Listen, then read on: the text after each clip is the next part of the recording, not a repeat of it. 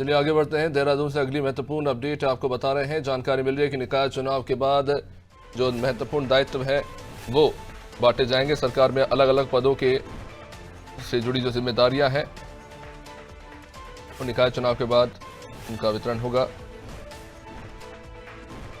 Party कार्यकर्ताओं को सरकार में दायित्व दिए जाएंगे। पार्टी के कई वरिष्ठ कार्यकर्ताओं को दायित्व मिलने की जो मुराद थी वो अब पूरी होने जा रही है। लंबे समय से पार्टी नेता सरकार में अपने दायित्व को निभाने की सहभागिता का इंतजार कर रहे थे। तो अब जानकारी मिल रही है कि निकाय चुनाव के बाद अब जो कार्यकर्ता है उन्हें उनके दायित्व दिए जाएंगे। सोनू हमारे साथ लगातार बने हुए हैं। सोनू, निकाय चुनाव के बाद अब पार्टी कार्यकर्ताओं को दायित्व देने की बात हो रही है, क्या रणनीति पार्टी की इसको लेकर?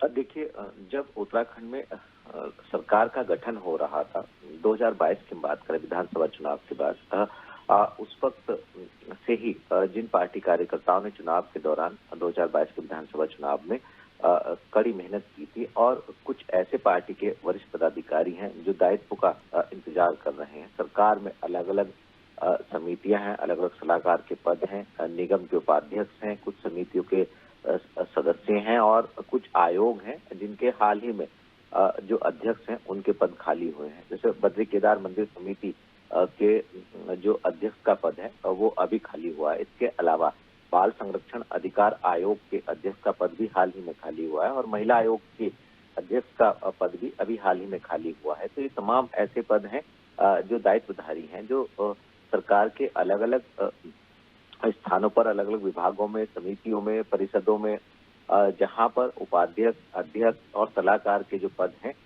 उन पर जो दर्जाधारी राज्य मंत्री का और कैबिनेट स्तर का जो दायित्व है वो इनको सौंपा जाएगा। कुछ इंतजार कर रहे हैं, कुछ पार्टी कार्यकर्ताओं को शुरुआती दौर में दायित्व दिए भी जा चुके हैं, क्योंकि कुछ ऐसे दायित्व जिनका कार्यकाल 3 साल का था और वो पूरा हो गया है। तो अब उम्मीद ये की जा रही है अभिषेक कि जैसे ही निकाय चुनाव की सरगर्मियां पूरी होंगी और चुनावी नतीजे घोषित कर दिए जाएंगे, उसके बाद जो लंबे समय से पार्टी के कार्यकर्ता, पार्टी के नेता सरकार में दायित्व का इंतजार कर रहे हैं, उनको ये दायित्व सौंपे जाएंगे और उनकी जो मुराद है वो पूरी होगी। अब देखना होगा कि आखिर ये जो दायित्वधारी हैं अब कितने पार्टी कार्यकर्ताओं को दायित्व सौंपे जाएंगे और कब तक ये दायित्व दिए जाने का कार्य पूरा हो जाएगा। सोनू, क्या निकाय चुनाव के बाद दायित्व बांटने का कारण ये भी हो सकता है कि निकाय चुनाव में अगर जिस कार्यकर्ता का प्रदर्शन अच्छा रहा उसे दायित्व सौंपकर एक तरह से पुरस्कृत किया जाएगा?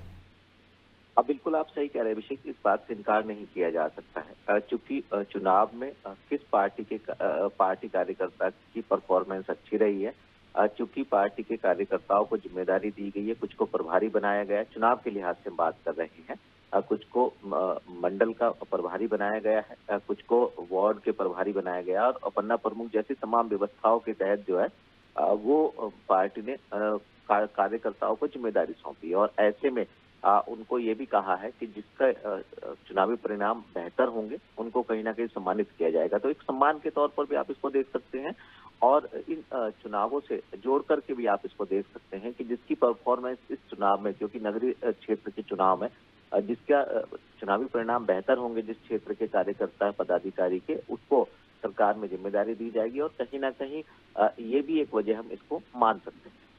निश्चित रूप से सोनू बने रही हमारे साथ। तो निकाय चुनाव सर पर है, वैसे में पार्टी के कार्यकर्ताओं पर दायित्व भी है चुनाव का, लेकिन उसके बाद जो वादा किया गया था कि सफलता के बाद कार्यकर्ताओं को महत्वपूर्ण जिम्मेदारियां सरकार में दी जाएगी, तो वो मुराद अब निकाय चुनाव के बाद ही पूरी होती दिखेगी।